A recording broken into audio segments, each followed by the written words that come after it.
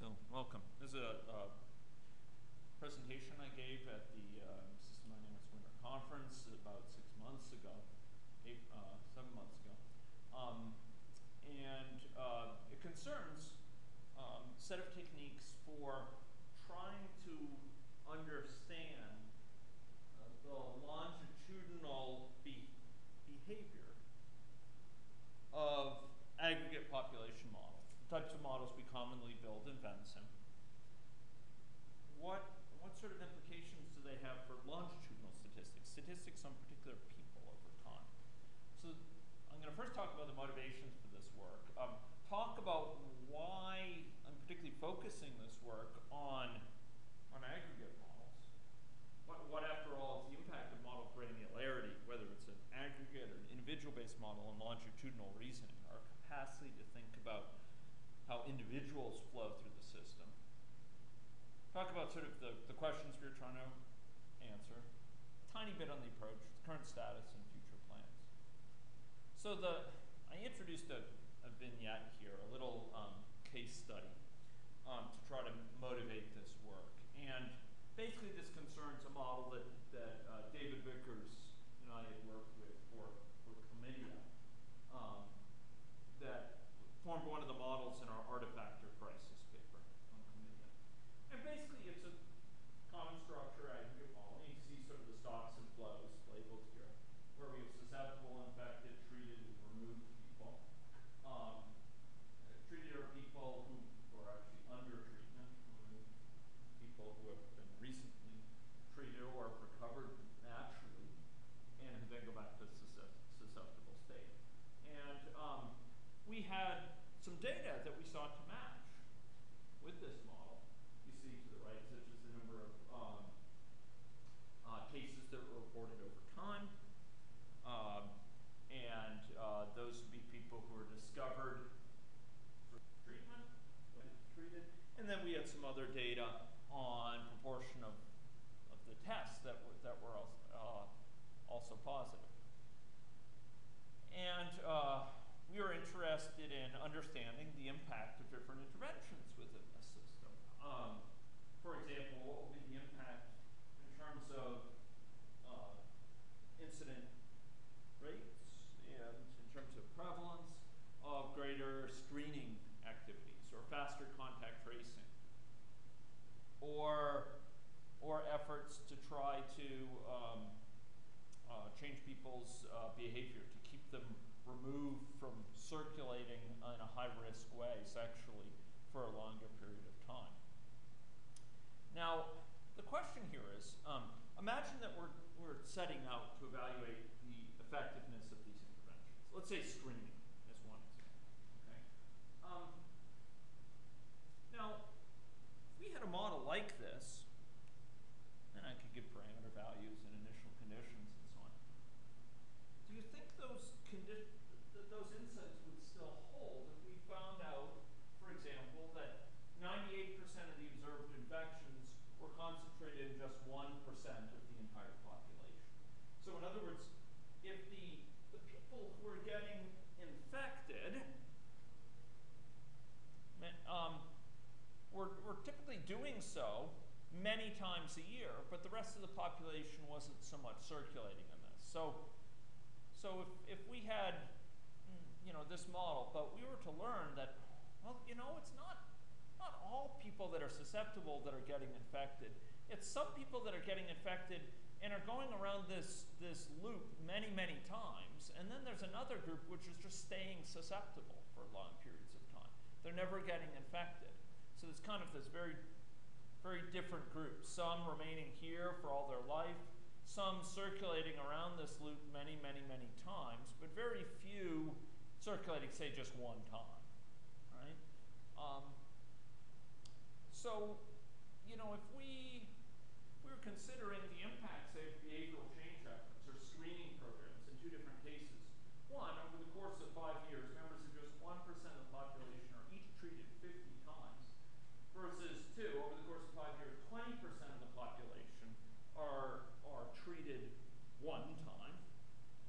Would those be different? Would they yield different results? I would draw attention to the fact here that we've sought to we're trying to sort of normalize things, look at things that were sort of could be modeled in the same way at the high level, but would differ in the details. I think actually this says are each treated 50 times. I think this should actually be 20 times. I'm looking so that the statistics here, 20 times 1 is the same as 20 times 1 down at the bottom. So this should be, pardon me for my editorial efforts, but this would be 20 here, so that we're trying to compare sort of comparable situations. You know, would the relative impact of these changes, of these interventions, be likely to be the same if you had these two very different results? And the question here is, you know, not necessarily, I think. I think often an investment, if we were considering the relative impact of behavior change for those who've been infected versus screening the entire population, you know, if we had just a very small fraction of the population that was at risk, maybe behavioral change in those who did get infected would be more effective than if we had a very large fraction of the population that was at risk and that was getting infected, in which case maybe screening would be more effective. So you can imagine, in terms of choosing between the impact of interventions, understanding whether these are the same people, so to speak, circulating over and over again across this loop here, circulating over and over again from here down and back and forth, or whether it's different people every time, that could be important.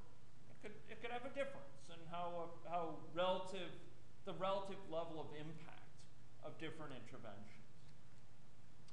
So a derivative question here is, well, that it may be that it would have an impact, but what assumptions does our existing model implicitly capture regarding how infection is distributed in the population, regarding how frequently repeat infections are occurring? In other words, if we look at this model, it's not obvious what it posits, what it assumes about how frequently someone would, say, go around this circle twice or 3 times. That's implicit in it. I would argue that the model actually does make an assumption about that. It's just not explicit. It's not made clear. It's not made transparent. Secondly, how do we evaluate interventions that target individuals with certain types of histories?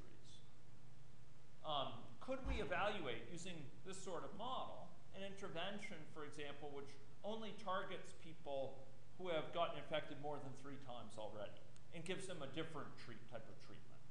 It treats them with a more powerful antibiotic, or it puts them enrolls them in a behavioral change program, or what have you.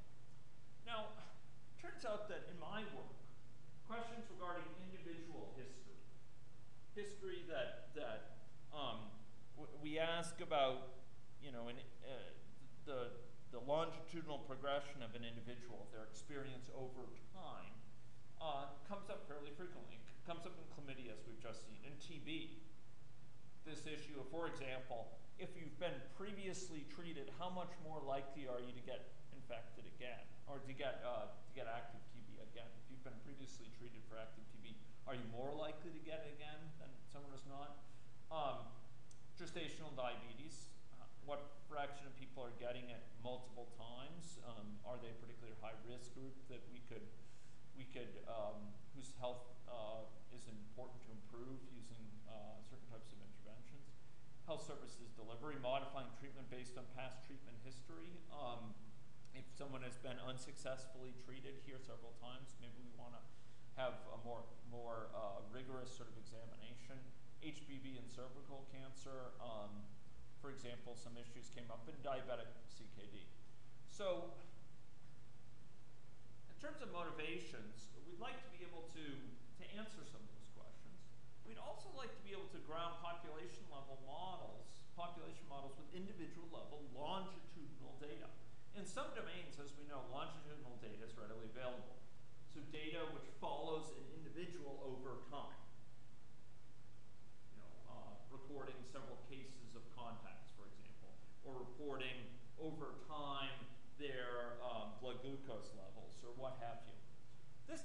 provide significant insight into individual level dynamics. And sometimes that data can be used to parameterize aggregate models, like for time constants. But when parameterization is not possible, often we'd like to calibrate a model to this data. We'd like to make sure that our model stays true to this longitudinal data, that we're not building a model, an aggregate level model, that's at variance with or in conflict with what we actually know is occurring at an individual level. Second motivation is we'd like to evaluate history-informed innovations. Some of the most pronounced risk factors are individual history characteristics. So take a look at someone's history could tell you a lot about their future risk in some cases. And differential treatment of individuals based on history can yield powerful interventions.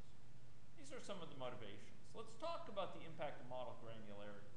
It turns out that for individual-based models, accumulating information on a person's history over time, the history of, say, an agent in an agent-based model, is actually very straightforward.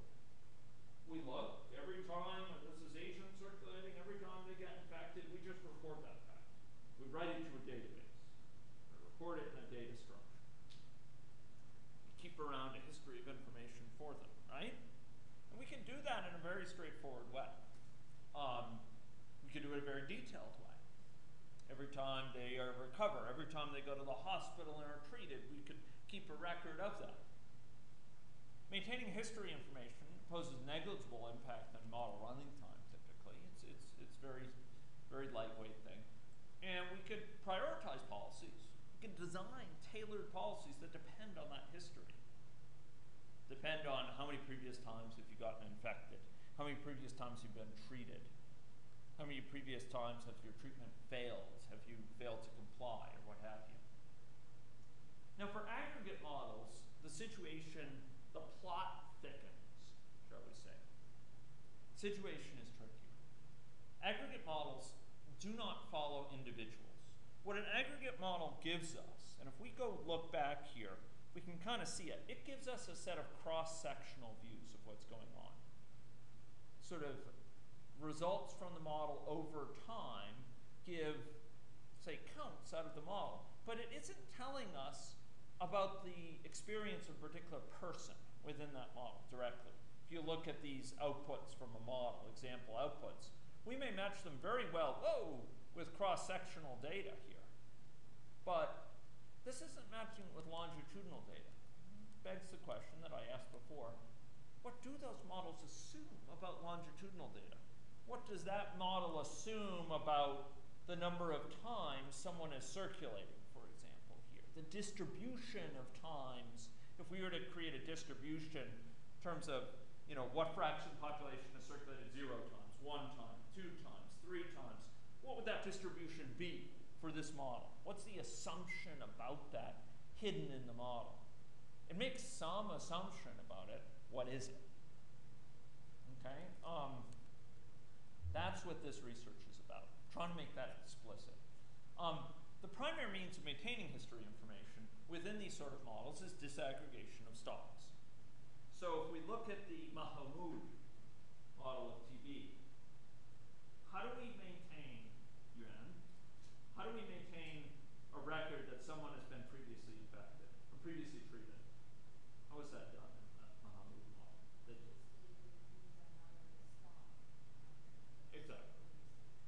Exactly. So we have a stock of people who are latently infected, who are not previously treated, and then we'll have a separate stock for those who are latently infected but are previously treated. Right? And similarly, if someone has active TB, undiagnosed, we have one stock for those who are undiagnosed active TB who are not previously treated, and another stock for those who have active TB undiagnosed who are previously treated, right? And basically, we duplicate sort of the necessary stocks associated with it. And that's a viable way to a point. But it gets awkward once we start having to do too much of it. And really, it's for simple history information, particularly dichotomous. Have you had a previous experience or not? We do the same thing in the gestational diabetes model. We have kind of women with a history of gestational diabetes, right? That's a stock, and that's how we kind of remember them. But imagine we had to remember the number of times they previously had gestational diabetes. We need a lot of stocks. 1, 2, 3, 4, 5. We have to distinguish that. You need a lot of stocks to keep track of, or the number of times you've had previously been treated for TB. Now, I'm going to mention one other thing here, which is that often we may want to record history information, not just for modeling the dynamics of the system out there, but because we want to design policies which differ based on that history information. Okay? So maybe we want to record history information on the number of times a patient has been non-compliant with TB, and we want to treat those patients differently in treatment. We want to do more aggressive contact tracing with them. It's unfortunate if just because we're thinking about evaluating a policy, a new policy, we have to go and change the whole structure of our model, disaggregate certain stocks, copy certain stocks, so that we can evaluate this policy. That's a kind of fragile thing. We'd like to be able to evaluate policies without changing the whole structure of our model to anticipate it. So we have to be careful here. Now, I want to draw attention to the fact that it's really the assumption that stocks are well mixed. I'm going to emphasize this. Some of you will have a sense of what I mean, but when we build an aggregate model, we assume that a given stock, is well mixed in the sense that your chance of leaving that stock on a particular outflow doesn't depend on how long you've been in that stock. Nothing about your previous history matters once you're in that stock. Your chance of leaving may vary over time in some general way, but so does the chance of everyone else in that stock. But your chance of leaving per unit time doesn't depend on how long you've been in that stock. It's independent of that. And this has very important implications for longitudinal history distributions. The distribution of, say, the number of times you've gone around in that circle of getting reinfected. But these implications, ladies and gentlemen, typically remain unexamined. So if we go look here,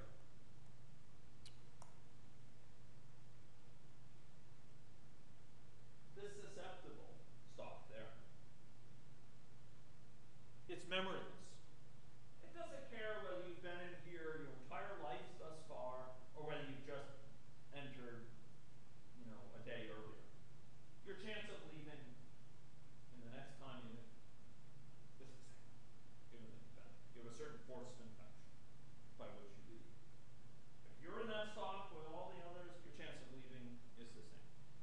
And that, it turns out, has some hidden implications for how many times people are going around here, for the distribution of the number of times people are going around here. If we could create a histogram, shows the number of times they've gone around, that implies some distribution, underlying distribution, but that is often not spelled out.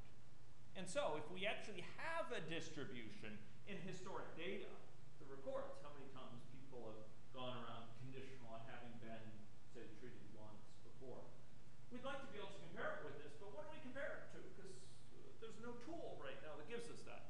And that is exactly what Mr. Alex Mann and myself have been working on. Okay? It's a tool to give you this sort of information, to lay bare, to make transparent those assumptions. Okay. So, overall research objectives: to identify a general and computationally tractable approach to assessing the fidelity of the longitudinal implications of a model. That's a lot of words there. So we want to be able to take a model, assess, make explicit, give information on its longitudinal implications, and we want to be able to then compare that to longitudinal data, to data that tells us something about individuals, like the distribution of times that individuals got repeatedly infected, the number of times. Objective 2 we'd like a way to calculate the fraction of individuals with some history characteristic given some model structure. And this is related to the issue of evaluating interventions. So for objective 1, we'd like to try to match, as it were, the statistical signature of patterns from the data. So if we have some longitudinal data, we'd like to be able to compare the statistics from that with similar statistics from the model.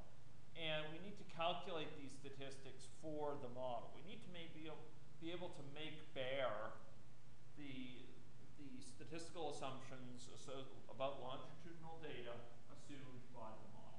So we'd like to be able to take an arbitrary model and take arbitrary stocks A and B and ask, for example, what's the mean length of time between when a person leaves stock A and gets into stock B? What's sort of the length of time between when you get infected and you become resusceptible again, for example? Okay. Yeah. Sure. Are you looking for individual time or the average or the distribution of staying or stock among individuals? I'm looking for, it's a great question. I'm looking for, say, means, population mean time between when you left, say, the susceptible stock and when you entered the treated stock, for example. That might be so when you got infected and when you entered the treated stock. So this time, actually, we have two different distributions right now. One distribution is the one that is dominating the model.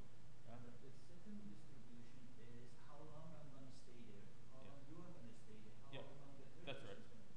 So we have combined distribution or multivariable distribution is involved in that. That's true. That's true. So you're saying multivariate involved with multiple people, you're saying?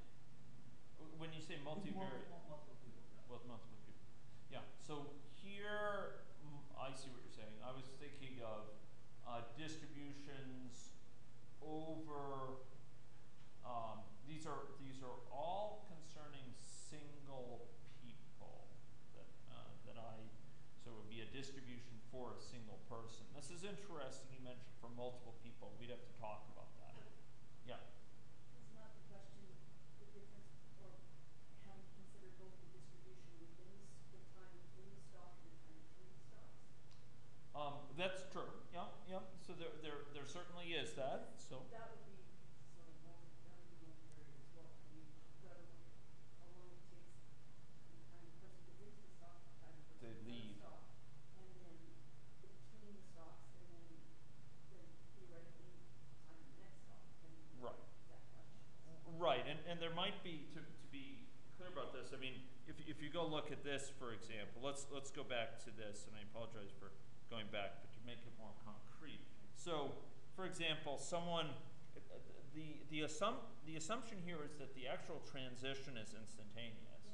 But say if you are interested in the time between someone when they first get infected and when they cut to this remove stock, this is going to be some combination of sort of the time from here to here and here to here, combined with the time from here to here. Now, actually, we're talking about for that, the time from here to here, conditional and not having left in the meantime, say.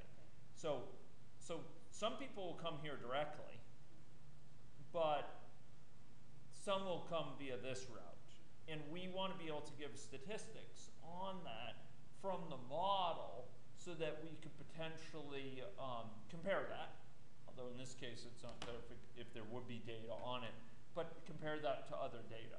So sort of what will be the average length of time between here and here. Another way to think about it, if I could try to draw on it, is you could imagine creating an individual-based model based on this. And then you could imagine taking many, many people as they transition through it and measuring their mean time between getting infected and getting into this remove stock. And we're seeking a statistic from this model that would be, whose there'll be kind of the limiting number if you were to build a very, very large agent-based model, for example. Does that make sense? Yeah. So for example, we'd like to ask, the distribution of time traversing between two stocks, count of individuals who've encountered a state within, or have entered a state within a certain amount of time from starting, for example. Count of individuals entering a stock versus path X versus path Y. So, what fraction of people coming into here do so via this way versus this way? That's kind of an interesting question, and it could be a practical question. What fraction of people getting chronic kidney disease do so via diabetes versus glomerulonephritis or something along those lines? So of those individuals who remain more than time t within the stock, what fraction departed via flow A rather than flow B? Yes.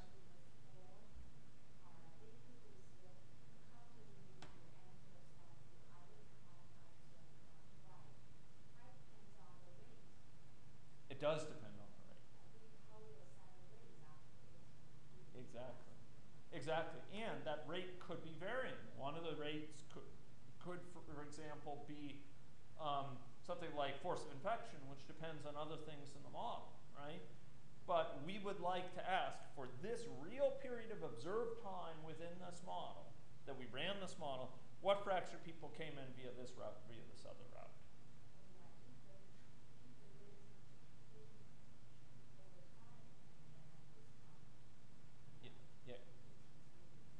Yeah, and we can actually, we can observe this in an actual Vensim run, say.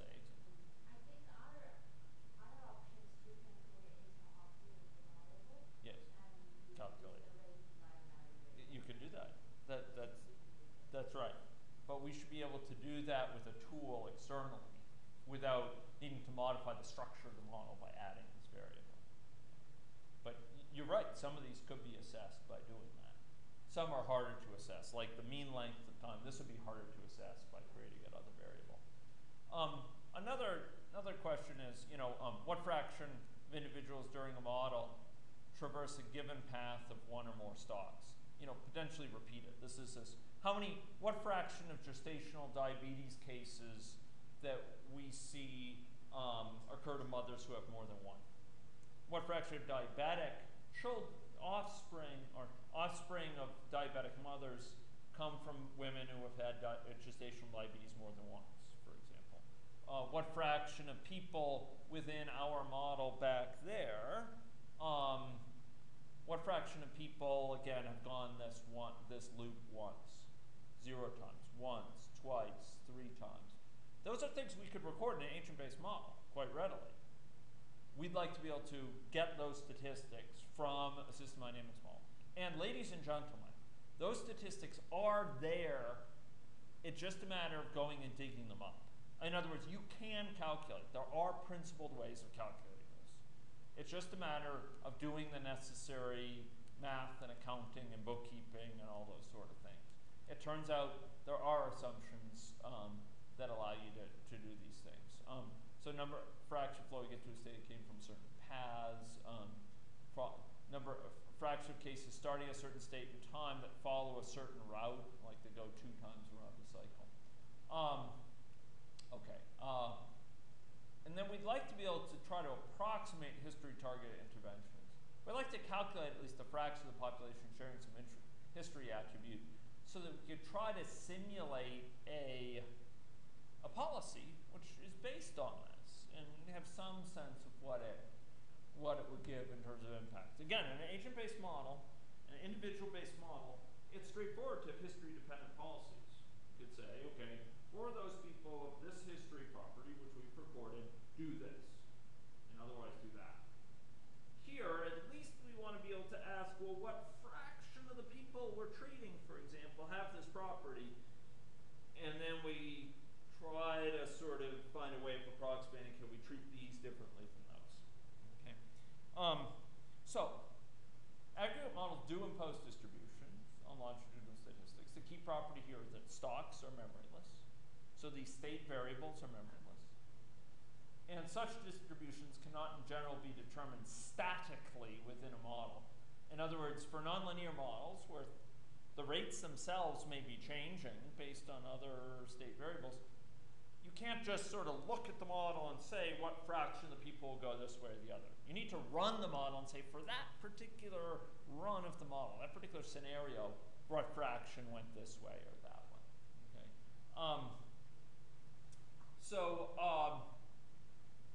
There's some simple cases here. For example, if we have two stages like this, if we have a certain chance per unit time of leaving stage 1% chance per unit per day of going from stage 1 to stage 2, and then perhaps we have a 2% chance per day from going stage 2 outwards. Well, the mean time spent here in stage 1 is just 1 over alpha. So 1 over 1% would be 100 days mean time. Mean time here, 50 days. So 1 over alpha plus 1 over beta, 100 plus 50, 150 days. You go from here to here. That's a fairly straightforward case that we know how to do. The problem is, what if these rates are changing? Or what if they are more complex, like you have multiple pathways? So what's the mean transition time to go from when you enter here to where you get here? What is that mean transition time? Well, it turns out this is actually an expression for the mean. Excuse me, this should be a little t here. Here we're calculating the mean time to go from there to there, and we're going to get by alpha, and it turns out that this is the expression. We can actually calculate that for fixed transition, but they're more complex with non-stationary transition rates. Let's suppose alpha and beta are changing over time during that run. Multiple paths. There's multiple ways to get from one to the other. Cycles, nonlinearity. So imagine you have this sort of situation, SIR type of model, but you have some force of infection that depends on this prevalence, right? This is a nonlinear term that all of you have seen many times before. Okay, so here, longitudinal statistics, we have actually a large number of different ways that someone could get in some models from A to B. And they could go at different times when the rates are different, etc. So the mean time between entry to A and entry to B, for example, it may be that they go quickly from A to B, take a long time to go from A to B, and during that time they're waiting to go from A to B. They might, those rates might be changing. So we need to take this into account. So exhaustively enumerating all possible paths from A to B, so figuring up all the different ways is not possible. So if we had sort of S, I, and R, there's a certain chance of going like in time step 0, between time steps, suppose everyone starts susceptible. They could stay susceptible for one more, right? Or they could maybe immediately get infected and then immediately recover, right? Another way, they could stay susceptible, then they can get infected, and then they recover, right? Or they could start susceptible, immediately get infected, stay infected, and only then recover. And you could see there's a lot of ways you could go from S to R. A lot of different paths. And in fact, it blows up combinatorially. It becomes absolutely astronomical. Pretty easy. Fortunately, there's a technique known as dynamic programming, which can be used to solve this, because there's what's called common substructure. There's a lot of overlap between the paths, and there's a memoryless property. Once you're in a stock, it doesn't matter how long you've been there. You don't have to worry about how long it took you to get there. If you're there at that time, if I'm in stock I at time 4, it doesn't matter whether I came this route, or whether I came this route, or whether I came that route, or whether I came that route. All that matters is I'm in stock I at time 4 in terms of how long it will take me to get to start R. So based on this, we could do something called dynamic programming. And I don't want to go into all the geeky details, although secretly, if anyone wants to geek with me, we can meet and we could geek together. Okay, so some key points. Because of nonlinearities, you typically can't solve this in so-called closed form. You can't give me a model and say 53% of the paths will go this way versus that way. We have to simulate it out, and then we have to run this algorithm on actual observations from a simulation run. And so in Vensim, that would be like the VDF file. You run it, you get a VDF file, a particular run, you run the algorithm on that run, the results. Eh? Eh? Indeed.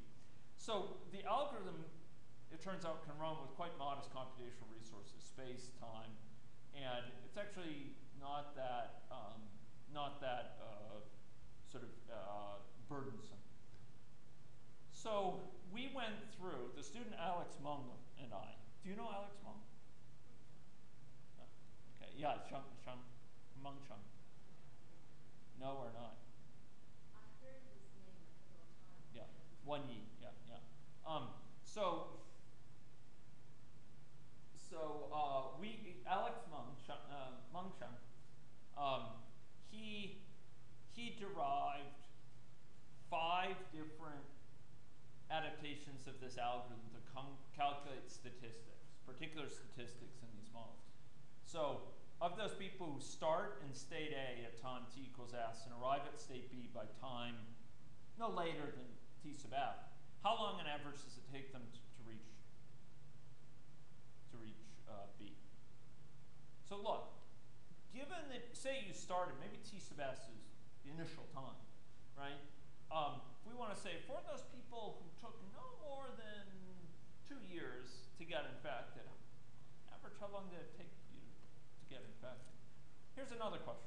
Of those people who start in state A at time t equals s, what is the fraction who then end up in state B at exactly time t equals f? Eh? Eh? Of those people who start in state A at time t equals s and who are in state B at time t equals f, what fraction have followed a particular path exactly n times? This would be really interesting for asking, okay, for example, how many went around that infection loop? How many got infected once? How many got infected twice? How many got infected 3 times? Of those people who start in state A at time t equals s, what is the fraction who get to state B at time t less than or equal to t sub f?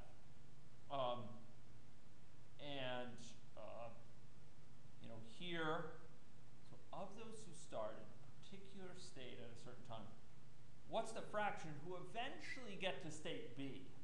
So like, of those who start susceptible at time 0, what fraction eventually get infected at least once? Right? Of those people who start at A and arrive at state B by time, what is the fraction that follow a particular path exactly n times? Okay. So of those that get treated sometime or that get recovered sometime before this, what fraction followed this certain path? Okay. So future work, derivation of algorithms. Alex Mung did a great job sort of deriving the algorithms for this. However, we need to implement this. We need to put this in software so that we have a tool that can sit on our desktops, so that we can ask these questions of real scenarios on real models, and then compare them to actually information that we have. So what we're hoping to do is to build a GUI-based wrapper for Vensim. We'll control Vensim. User indicates the statistics being sought, and then the statistics are reported in the GUI and then can be exported easily. It'll say sort of this fraction went on this path. And then the conclusions. Okay, the conclusions here is history information offers value for model calibration. If we want to calibrate a model, sometimes we have this data in longitudinal form. It's so valuable. We want to be able to make use of it during calibration. We want to be able to gain confidence in the model we built gives meaningful implications at the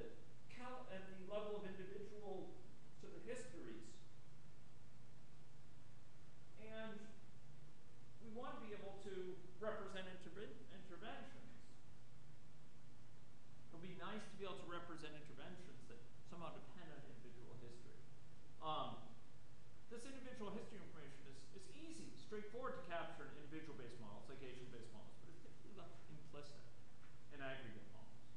Using straightforward and high-performance algorithms, we can compute, and Alex is spec these out, we can compute longitudinal statistics in aggregate models. And these statistics permit model calibration, can be used during model calibration, can simplify evaluation of history-informed interventions. Okay. I should mention Alex is a precocious, a very talented undergraduate student.